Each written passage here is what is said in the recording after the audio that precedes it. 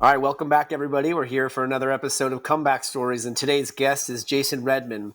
So, Jason's a retired Navy SEAL and a New York Times best-selling author of The Trident, Overcome, and Point Man Planner. Jason uses his 21-year Navy SEAL career to relate how the mindset practices for decades to lead, build elite teams, and deal with the highest levels of adversity can transform your life and business. Jason teaches how his overcome mindset helped him rise above leadership failure, vicious enemy ambush, life-changing injuries, and even a debilitating business crisis. Jason's incredible story, positive message, and vibrant energy make him a highly demanded speaker both nationally and internationally. Jason, it is an honor to have you here with us today, brother. Welcome. Donny, Darren, thanks for having me on, man. Both you guys. So Yes, sir. Yeah, I man, can we dive I right can in. relate to the comeback.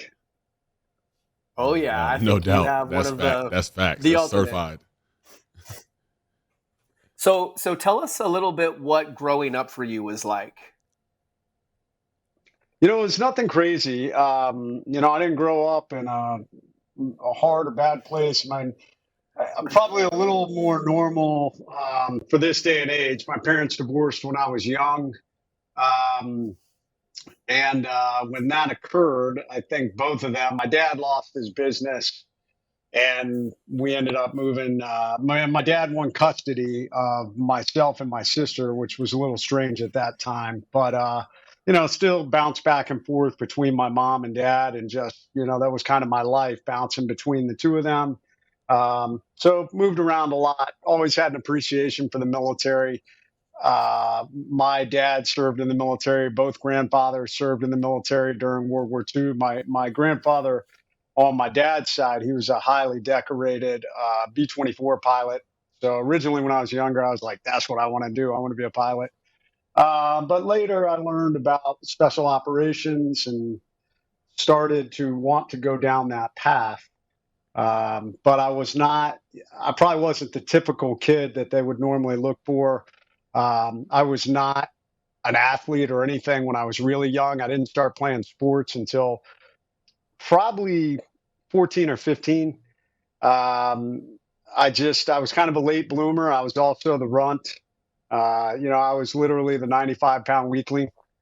And, I had these aspirations to be a special operations guy, but nobody believed I'd ever be able to do it. So I just said, well, you know what? If I'm going to do this, one, I got to start working out. And two, I should go do some hard team effort things. So went out for the football team against my dad's wishes. My dad said, you're not going to play football. And I said, yeah, I am. So went out for the football team and basically was a tackling dummy, but loved it. I've always loved football. And then started wrestling also, which taught me a lot. Wrestling's a great sport to really forge a good mindset and teach you how to condition both your body and your mind, against an opponent. So, and it also taught me how to take an ass kicking because I actually wrestled in the same weight class as our state champion, and boy, he used to throttle me on a regular basis. So, Sounds like you learned a lot of humility. yeah, yeah, learned how to take an ass kicking. So, Can you think about like an early memory of pain as you were walking us through your childhood? Anything that sticks with you about a struggle or just something that really was tough back then? I remember.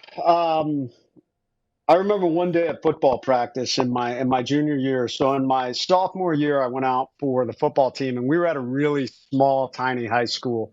Um, and um, that team, it probably wasn't that big a deal. I knew most of the people there, but our city consolidated high school. So my junior year, I went to this bigger high school, and I wanted to play football. And obviously, it was a bigger team, and definitely there were a lot of guys on that team. It's probably some of the first times I really encountered. Hey, if you're not part of the it crowd, then guess what? We're not only not going to like you, we're going to try and drive you out of this crowd. And I experienced that a lot on the football field at practice. Hey, what's this little tiny runt doing? You don't belong here. So when they couldn't get me to quit, then it kind of turned into, we're just going to try and beat your ass on a regular basis. And interestingly enough, for me, that just kind of fueled this bigger inner fire. But I'll never forget, we had a practice one day, and I played receiver and I played a cornerback, and I was playing corner. And they were going over a new play with the offense, and I kept thwarting that play, kept getting the blitz over and over and over again, and it was really starting to tick guys off. And it turned into, I remember, I'll never forget, they were getting ready to snap, and the center was like, "Kill Redman on 3," and that was the snap. And like all those dudes came after me, and I remember walking off the field like, bruised and battered, but I was like, you know what? I'm not quitting. I will not quit. And I'll never forget, man. The assistant coach came up to me. This guy by the name of Walt Locklear came up to me and said, "You know what, man?" He said, "You may not have the skills." He said, "But you got more heart than almost any guy on this field." He said, "Don't ever lose that." So, I never went on to be a great football player, but I definitely remember that moment. It was a hard moment. Definitely there were guys who didn't care for me, but it was a moment that I also managed to overcome. Where would you credit that I guess it's a mindset, but it's also a heart set. Like how did you tap into that? How are you able to get that? Like, where do you think that's rooted in? So I think some of it has definitely got to be a little bit genetic. I mean, we often talk about that in the SEAL teams. What makes a Navy SEAL? And I really think that there are two critical components that make a SEAL. One is we have the ability to endure more pain and discomfort than the average individual, and in some ways, I'd say that at the higher levels of athletics, it's like that also. And the second component, also probably common in higher athletics, we have the ability to process information faster than the average person. So you can be in a very chaotic, crazy environment, even a very dangerous environment, and you're able to make very quick decisions. So as at a young age, what can I credit that to? Like I said, I didn't grow up in some crazy dangerous environment. Grew up into a relatively normal family. I think some of it was just genetic, and some of it was just I was always kind of the run. I was a smaller guy. I'm not a big guy now. I'm 5'8", 170, and I've always had to stand up for myself and make a place in this world. And sometimes that came at a cost, but no matter what, it never deterred me from backing down. I credit it to my success out of anything I've ever had in my life. I think that tenacity and that willingness to keep driving forward, regardless of what people thought, regardless of what people said. No to me is merely a word that says there's another path to get to where I'm going. And that's all that means. And I talk to a lot of people about that when we talk about the overcome mindset. Who would you say was one of your first real or best teachers out there?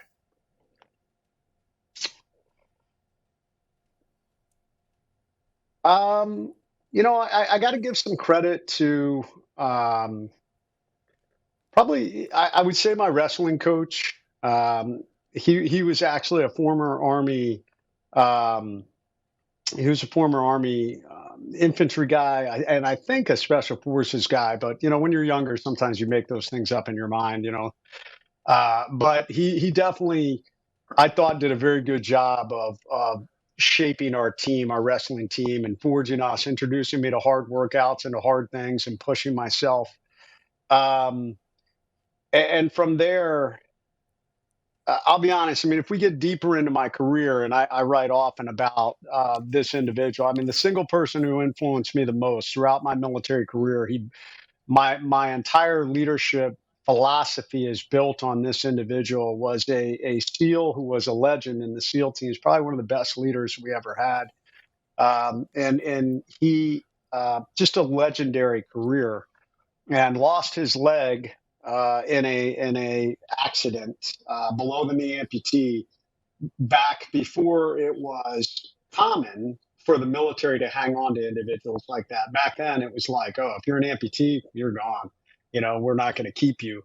And he fought, and thankfully, some other people fought for him to stay in the military. And he went on to have a phenomenal career, served at some of the highest levels. And he saved my career on several occasions and really, truly showed me what leadership at the absolute highest levels are. Man, I'm maybe 20% of the leader that guy was. He was hands down the best leader I've ever seen in my entire life. And like I said in my book, The Trident and Overcome, I write about many of the things that he did. Mm. Jason, I want to talk a little bit more about your journey to the Navy first. I know you talked about from high school, from wrestling and football practice. How did you end up getting to the Navy? I know you said you wanted to be in the Special Forces, but were there things that happened after high school before you went to the Navy, or was that an immediate decision that you made? No, it was an immediate decision and kind of an interesting decision. Once again, an opportunity to overcome.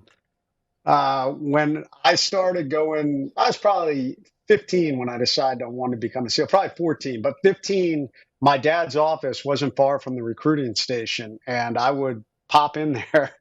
I'd be like, hey, what's up, guys? I want to be a Navy SEAL. And I'll never forget, there was an old crusty, um, in the Navy, they call them boatswain's mates. Boatswain's mate was like the original sailor. These were the dudes who, they worked the ropes and the lines on a ship, the anchors. I mean, um, they they they were the guys who make the ships go from all the way back in the beginning of the Navy. And this guy was like the crusty old boatswain's mate first class. And I walked in there, and he told me, beat it. You don't have what it takes to be a SEAL. Don't come in here. And I'd come back, and he'd chase me out. And finally, I got tired of that. And the Army was like, hey, man, if you don't want to be, if they're not going to help you to be a SEAL, come join the Army. We'll let you become a Green Beret and a Ranger. And I was like, okay, well, that'd be almost as cool. I'd rather be a SEAL, but if you're not going to support me. So when I went to do that, I actually failed the airborne physical when I went up to the screening, and they were like, "Well, you can do something else. You could drive trucks. You could do something different." And I was like, "No, I came in to do this." So I left, and I knew that I could jump and dive, or I knew that I could dive. I had done that when I was in the Virgin Islands. So I told, I got a doctor to write me a waiver, went back to the Army to present it. And at that time, the old, the old recruiter, the old crusty first class had left, and there was a new recruiter there, a guy by the name of Henry Horn.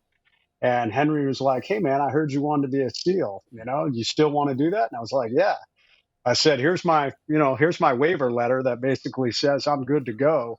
And Henry helped me to get into the Navy and become a SEAL. So, yeah, man, I tell everybody, no, exhaust all your resources, because if I had just listened to those initial challenges and problems, I wouldn't be a SEAL today. So, and but then, Darren, yes, the answer to that question, through that unique journey, I enlisted in the Navy on September 11, 1992, while I was a senior in high school. And as soon as I graduated, I actually headed off to boot camp. Wow, that's 2 days before I was born. If that gives any context. So, well, roger that, man. Yes, sir. That's I awesome. feel like nobody would be able to, especially somebody like you, to be able to have a 21-year career in the Navy and be as decorated as you are, wouldn't be possible without some growing pains and tough lessons learned early on. What were some of those lessons and experiences that you had early on in the Navy? Ah, man, and Darren, you're going to relate a lot to this. I grew up in a pretty religious home, uh, didn't do a whole lot of partying. And I came into the Navy and the military, and especially special operations. We work hard and we play hard. And in a peacetime military, I think there's a pretty strong emphasis on the work hard. As a matter of fact, right, wrong, or indifferent, sometimes you are judged by your ability to play hard. And I definitely went down that road as a young, impressionable young man, and really bought into that scene. I mean, I burned it down. I burned the candle at all ends with teammates and friends. I mean, it was not uncommon. My very first deployment, we deployed to Panama, and down in Panama, it was not uncommon for me and my roommate to be out till 4 a.m. in the morning and to come back and still be hammered and show up for PT and go do, a 10-mile run and work out, and just sweat all this alcohol out of our systems and then go work all day, go back to our room, sleep for a couple of hours, and then we'd go out and do it all over again. And definitely not good for you.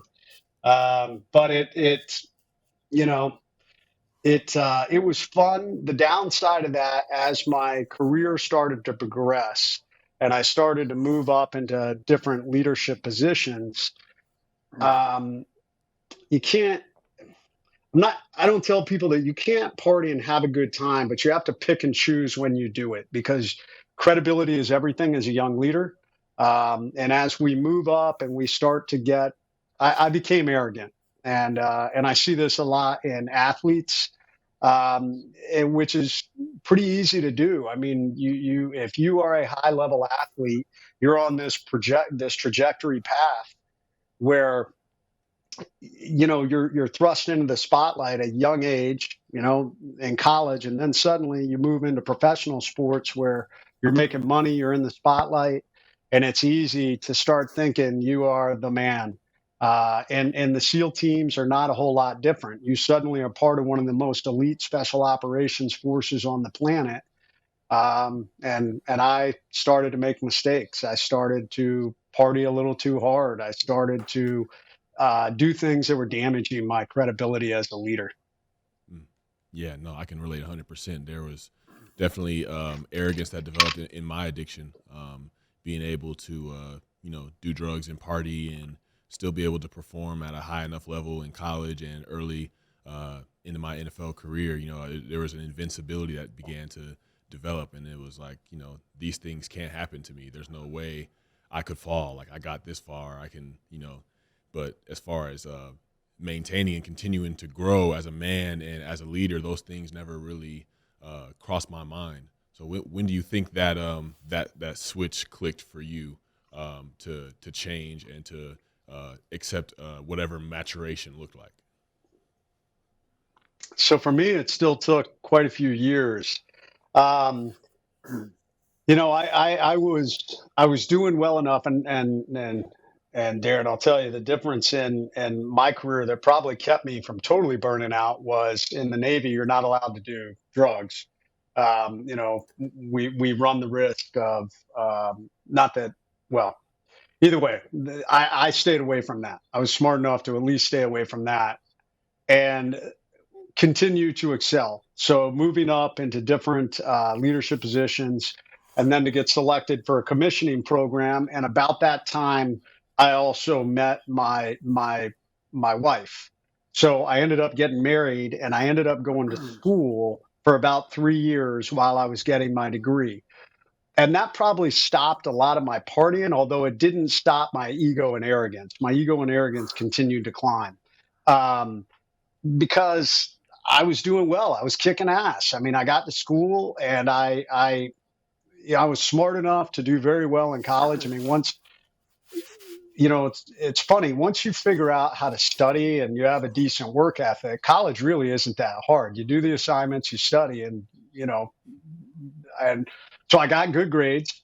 I moved up in the leadership positions within the college ROTC unit, and by the time we left there, I had managed to move up into the number one leadership position for that battalion, and also ranked number one when I came back for my commissioning as a naval officer. So I was just kind of stacking wins, which is good. But the downside of that is I was thinking, man, look at me. I'm like God's gift to leadership. I'm going to come back to the SEAL teams, and I'm going to be like, I don't know, George Washington or Patton or something. It's probably what I believed in my mind. So, so when you talk about the fall, when that occurred, I came back into my first platoon as a young SEAL officer, and several things had happened. Number one, 9/11 happened while I was at school. So I had served in a peacetime military where you could probably get away with a lot more partying back then because granted, we weren't sending guys off to war day in and day out. So I think the leadership, kind of probably was like, hey, we're training these guys at a high level and they don't really have an outlet. So we're going to let you get away with a little more. When the war happened, suddenly overnight, the shift had to happen. And because it became very real. And not only that, the SEAL teams learned that a lot of our older tactics, warfare typically is based off the last time you had sustained combat. For the U.S. military in the leading up to 9/11, the last time they had seen sustained combat was Vietnam. So when we went to war, when the military went to war, they quickly realized, especially special operations in the SEAL teams, and I think quite a few of the other, ground forces realized that those old tactics based on jungle warfare and some of the things they did back in the 60s and 70s did not work. And they especially did not work in a mountainous, urban, desert environment. So there was a rewrite of all our tactics that occurred very quickly within the first 2 years of the war. So when I came back as a young officer, all of this had changed. I guess it'd be kind of the equivalent of you're at one team and you go to another team and suddenly they hand you an entirely different playbook and scheme that you're trying to learn. And instead of humbling yourself and being like, hey, man, I have no clue how to do this, and reaching out to the older guys or the more experienced guys going, hey, man, I don't understand how this, Wildcat works. Can you teach it to me? As a leader, I was too proud and too arrogant to say that. I was like, man, I'm a prior enlisted guy. I'm the man. Like, I know. And even though I didn't know how to do some things, I was too proud to humble myself. So what was happening? I was making mistakes. And on top of making mistakes, instead of owning it and saying, man, I got to figure this out, I started drinking more. And I went back to the bottle and really started drowning myself at night in my sorrows and alienating guys, pushing guys away, because, hey, nobody can appreciate this. They don't understand. And I don't want to tell them because I'm the leader. I can't tell them. I can't show weakness, even though I was showing weakness all over the place. So all of that culminated with it was about a almost a 2 year fall where I was just slowly chipping away at my credibility as a leader. I was slowly earning a reputation as a drunk. I was earning a reputation as a poor leader. And all of it culminated when we went into Afghanistan. I made a bad call on a mission. Didn't have anything to do with drinking. I wasn't drinking over there. It was just a call driven by arrogance. I wanted to get in the fight, and I put myself into a position where I could potentially get in the fight. I am very fortunate that that decision didn't lead to anyone being killed. But I tell you, it killed my professional reputation, and that was the fall. Because there were guys who, when that occurred, were like, kick that dude out, get rid of him. He's dangerous. He's going to get somebody killed. I've heard you mentioned in this story or just part of your story about credibility and, when you've lost that credibility, how you build it back. And I've heard you say one day at a time. And that really resonates. Darren and I come from the rooms of recovery, which it's that same concept. And you were talking about stacking wins, and we talk about stacking days. So I just really resonate. I resonate a lot with your message and the victim mindset and all of these things that you're kind of weaving in right here. So, yeah, if you can touch more on that, but I think you kind of nailed it with the credibility thing. Yeah, Donnie, absolutely, and it's hard. I will tell you. I mean, it's when I tell people overcoming is a difficult thing, as it should be. I mean, you're dealing with something hard. You're dealing with adversity, and it's even harder if it's because of a failure that's occurred in your life of your own making. And I watch a lot of people. First off, they don't own it, and that's one of the biggest things. You got to own your mistakes. And that took a little while for me even. When Yeah, so I guess, if we were to say rock bottom, that really wasn't rock bottom. Rock bottom was I got sent back to meet with my commanding officer. Um, I, I almost killed myself in Afghanistan because I was so distraught at the thought that I had failed as a leader and that I was potentially getting myself kicked out of the SEAL teams. That I literally put a gun in my mouth and was getting ready to take my life. And thankfully, the big man above and my family, I had pictures on the table, stopped me from doing that. And I meet so many people that do this also. We convince ourselves that it is the end, when we don't even know all the information yet. We don't know what the outcome's going to be. We make up the end in our minds. We automatically assume, oh, my wife's going to leave me because I did this terrible thing, or my teammates hate me because this happened, or my coworkers are never going to talk to me again because this happened. That may or may not be true, but allow them to make those decisions. Don't make them for them. An overcome mindset says, I've got to drive forward down this path to figure out what's next. So that was kind of the first step. That was the right step, and seeking help.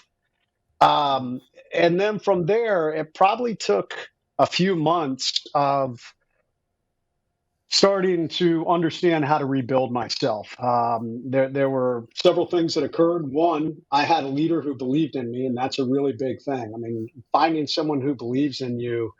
Um, this is why finding a coach or accountability partner when you're coming back off something hard, when you're trying to overcome a failure, whatever it is, having someone who believes in you is a really big deal. Because my credibility, my confidence was shaken. Here I was, a super arrogant guy, and all of a sudden I questioned my own abilities to be an effective leader, to be an effective SEAL. And my commanding officer there in Afghanistan said, "Hey, Red, you're a good leader. I've seen it." He said, "You're just arrogant. We need to humble you, and we need to put some things in place for you to learn." And there were several things he did. One of those things was he sent me to U.S. Army Ranger School. And a lot of people don't know that Ranger School, at its heart and soul, is a leadership school. It's a 2-month school based in adversity, where everyone in that school rotates through different leadership positions, and you're graded on your ability to lead within Ranger School. And it was at Ranger School that I kind of finally started to grow up, and that maturation, I think we were talking about, finally maturing and coming to understand, that I was the problem, that it was me. I had put myself there. Donnie, you talk about that victim mindset. For the first probably 3 or 4 months up until I got to Ranger School, I saw myself as the victim. I saw, oh, they, they're just jealous and they just don't like me. And, whatever excuses we can make up in our mind when something happens so that we don't have to take the blame. And it was finally when I was at Ranger School that I came to grips with, hey, man, like, you're the problem. You're drinking, your poor leadership decisions, um, you being selfish, all these different things. I was the problem. So the good news about when you figure out you're the problem, you're also the solution. Mm, And facts. it was there that I started to figure out, well, okay, I started looking at who are the good leaders. I talked about that amazing leader who helped save my career. I looked at him, I looked at other leaders, and I said, well, how do I want to be like that? And it wasn't going to happen overnight. This is where it really does become one day at a time. And sometimes you'll make great progress only to be knocked down again because I don't know, you come across some situation. For me, I made it through Ranger School and did very well in Ranger School. Was ranked very high. My peers said this is a good guy. The instructors said I was a good guy. And it was a great win for me. But when I went back to the SEAL teams, the guys were not happy to see me because I was still, they called me Rambo Red. That was my nickname. That is not a compliment. In the SEAL teams, that's a knock. You are built on the military and special operations is built on team and 360 degrees of influence and protection. So if any one person is only focused on themselves, like Rambo, that's very dangerous to the team. So they were not happy that Rambo Red had come back, and I kind of had to start over when I got back to the SEAL teams, and I just took it one day at a time. You said that was your rock bottom. It was nothing either September 2007 or anything that happened after that. And we'd obviously love to hear your story around that. But it's interesting that that's your rock bottom and nothing from the circumstances that happened on that day or after. Yeah, it's funny. A lot of people want to bring that up. I mean, a big part of my story is getting all shot up in that gunfight several years later. And but I'll be honest, and this is something that I talk to a lot of people about. When you are going through hard times, it sucks. We all live in our own personal hell. And man, sometimes in those long, dark nights, it's easy and dangerous to get inside our heads. This is the most dangerous battlefield you'll ever walk across. And it'll convince you that you'll never come back. It'll convince you that everyone hates you. It'll convince you that you'll never be able to do whatever, I don't know, you did before. And I definitely had nights like that. But going through that and getting to the other side and showing that you can be better once again. You may not get back to where you were before. That is one thing that I talk to people about. An overcome mindset doesn't guarantee that you're going to get back to the same level you were at before. Sometimes, unfortunately, with whatever's happened in our lives, we may have destroyed that other path. So instead, we have to figure out what's our new path. And that becomes a whole new journey also. For me, I wanted to get back to be a SEAL operator and a SEAL leader, and thankfully I was able to do that. But it was through that long, hard path, step by step, day by day, one positive evolution, one positive combat mission, things like that built back my credibility. And that's what really builds a strong overcome mindset. It's the hard times. It's grinding through the adversity. So I tell people, when you have something miserable that's happened in your life, yes, it sucks, but also that's what builds an overcome mindset. You cannot magically flip a button and say, oh, I'm going to overcome when something hard comes along. The human mind and body, your emotions don't work that way. If you have not been forged in the fire, at least at a little level, you will crumble and burn and just burn up when something bad happens. So when I was injured, when I was all shot up in this gunfight, over two and a half years later, I will admit, probably in the first week laying in that hospital bed, I was struggling, and I had a lot of the thoughts that all of us have. This isn't fair. Um, you know, I thought that several times. So here I was. I had come back from this crazy journey and built myself back as a leader, only to get myself all shot up and be told your military career, may be coming to an end. But I told myself, hey man, that's the hardest road you've ever walked, digging yourself out of that leadership failure hole. So this journey is no different. We take it one day at a time. We take it one surgery at a time. We try and be positive. We try and lift others up. And the formula for leadership is the same, whether it's on the battlefield, whether it's on a football field, whether it's in a boardroom, or whether it's in a hospital bed. The formula for leadership's the same. It's positivity. It's setting the example. It's setting a goal, going after that goal, accomplishing that goal, and then continuing down that path. And that's what I said. So I'll tell you that my leadership failure and the journey through it set me up for success with my battlefield injuries. Can you talk about just the extent of your injuries, but then also follow that up with, I know you have your 3 rules of leadership, which I love, and I know the audience would love to hear that also. Yeah, so I was, my team and I were going after a senior level Al Qaeda leader for the western province of Iraq, pretty dangerous individual. And we walked into a very well executed ambush by him and his team. I was shot up by a machine gun between my body and body armor. I was stitched, meaning I took multiple rounds across my body armor. I took 2 rounds in my left elbow, which I thought shot my arm off in the firefight. I took rounds off my right body armor plate. I took rounds off my gun, rounds off my helmet. So Oh, wow. So rounds off my helmet. I had my left night vision goggles shot right off my face. And when I moved back, realizing I was in a really bad situation, I actually caught a round in the face that hit me right in front of the ear, traveled through my face, exited the right side of my nose, blew out my right cheekbone, broke the bones. What was left of my cheekbone broke and kicked out to the right, vaporized my orbital floor. It broke all the bones above my eye. My eye fell into this newfound hole. It broke the head of my jaw, and it shattered my jaw to my chin.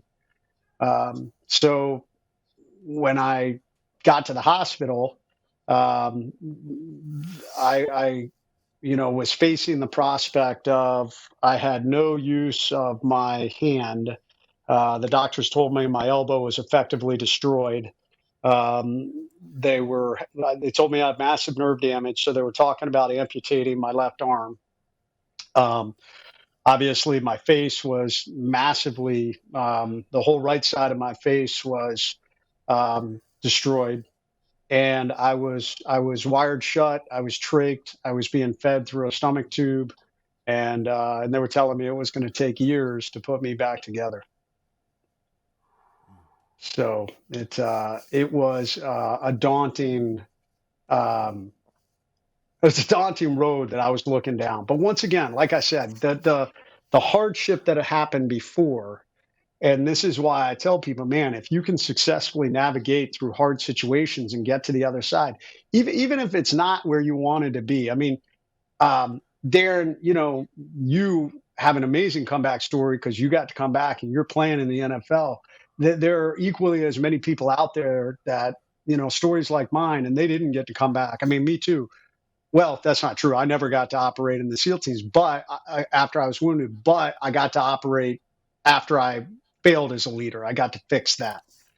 But what I tell people is oftentimes when there's a the end moment and you're going through overcome that journey, that new beginning sometimes becomes even better. You just, it's not something that we're looking for. Sometimes it finds us. And if you're willing to embrace it, it's amazing what you can do with it. I mean, I never thought I'd be, I never thought I'd be doing this. I'll tell you that. When I was younger, I never thought I'd ever write a book or be a speaker or any of this stuff. That was never a thought that ever entered my mind. I thought, I was going to do 30 years as a Navy SEAL, and I don't know, own land in Montana or something. Well, we appreciate you painting the picture of what that time in your life looked like. And I feel like one of the biggest lessons I feel like you've definitely learned, and Donnie and I have learned, it's not so much about what our circumstances are or what happens to us, but it's about what we do about it in response. And I heard you say once, the greatest gift that we have is a choice.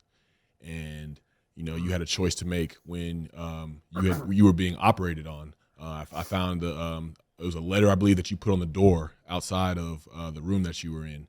And could you explain that to people? And could you also expound upon how dangerous self-pity can be in a situation like that? Yeah, 100%. So, thank you for bringing that up. I mean, it is amazing because I think we're living in a day and age right now where we're feeding this victim mindset.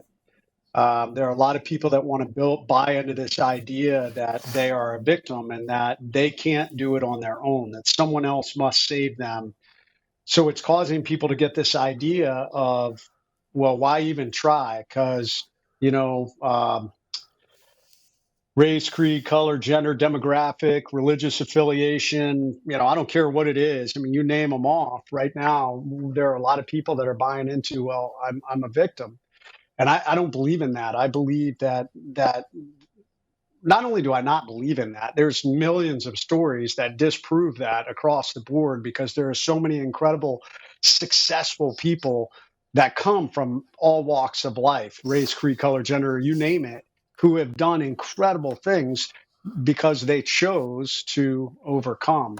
And so laying in that hospital bed, for me, it would have been easy to have felt sorry for myself. And I was struggling with that in the beginning.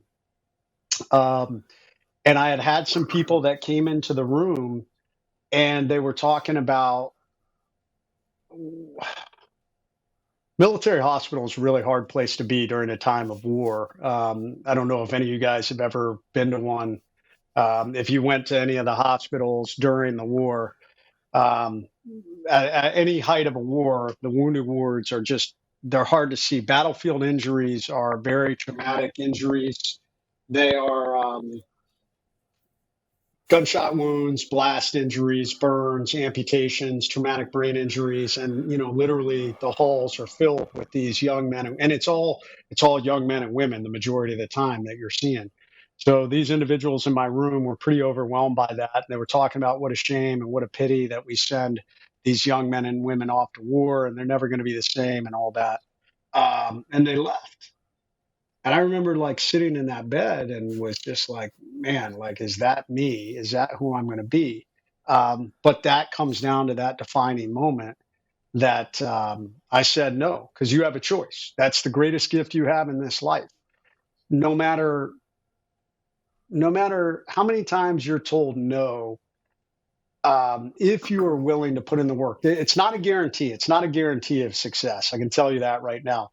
But you absolutely are choosing never to succeed if you just sit there and buy into someone telling you no or you're not going to make it. And so many people accept that. They just go with the victim mindset. Well, I just can't make it because of X, Y, and Z.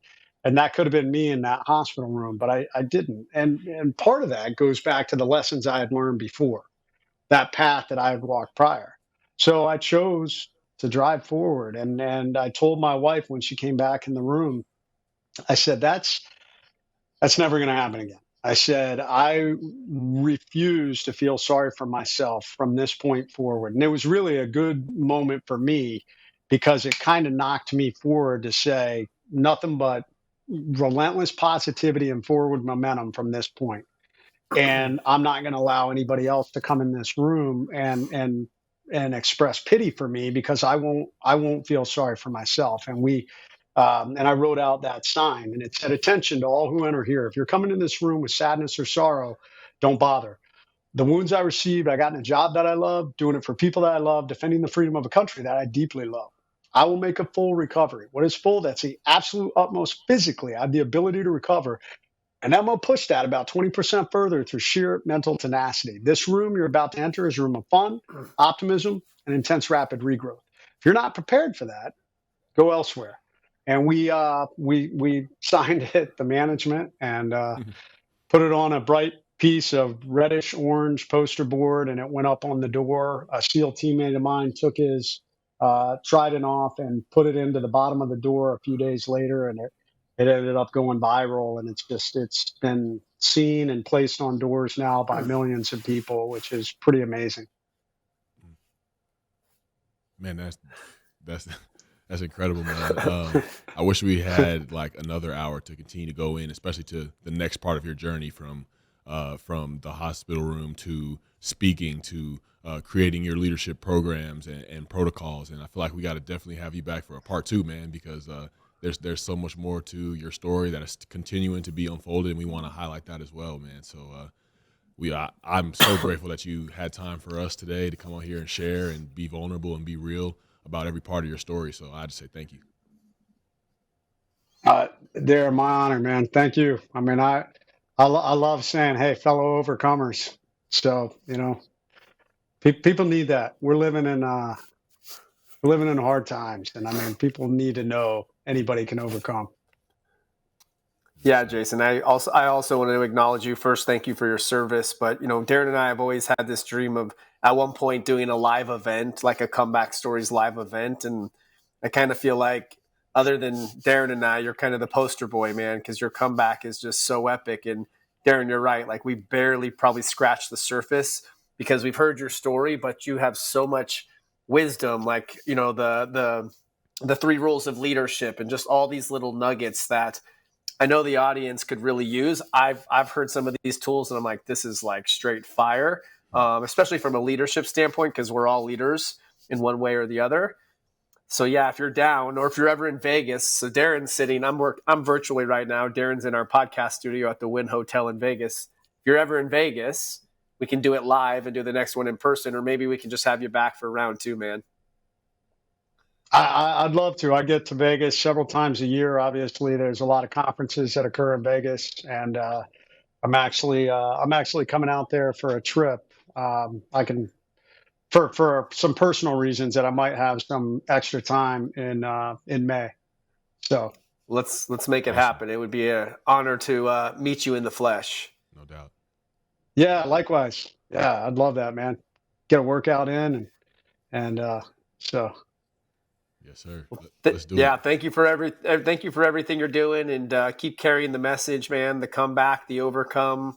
I mean, it's like we're basically our podcast. Everything you're doing, it's the same message. Mm-hmm. Your adversity and everything that you've overcome is so inspiring. I'm just sitting here in awe right now. Oh, thank you guys, and dude, count me in a second for any live event you ever do. I'd be there. So we're gonna just make give me it advance happen. notice. Absolutely. Yeah, we will. We put it out there to the universe, so we're gonna make it happen for sure. Okay. Thank you, Jason. People need it. So thank you guys for what you guys are doing, and yeah, kudos to both of you overcoming what you've done. I know how hard it is, man, to get deep into the dark recesses of our mind where the demons live, and they're telling you, you'll never do this. Why bother? Just have another drink. Just go snort a line. Just why bother? No one's ever going to take you back. I mean, I've walked that path. So kudos to you guys for not only overcoming it, but now, as one of my quotes, being a light in the darkness, because there's a lot of darkness out there now. No doubt. Thank you so much, Jason. So, yeah, thank you guys. See you, bro. All right, we're out.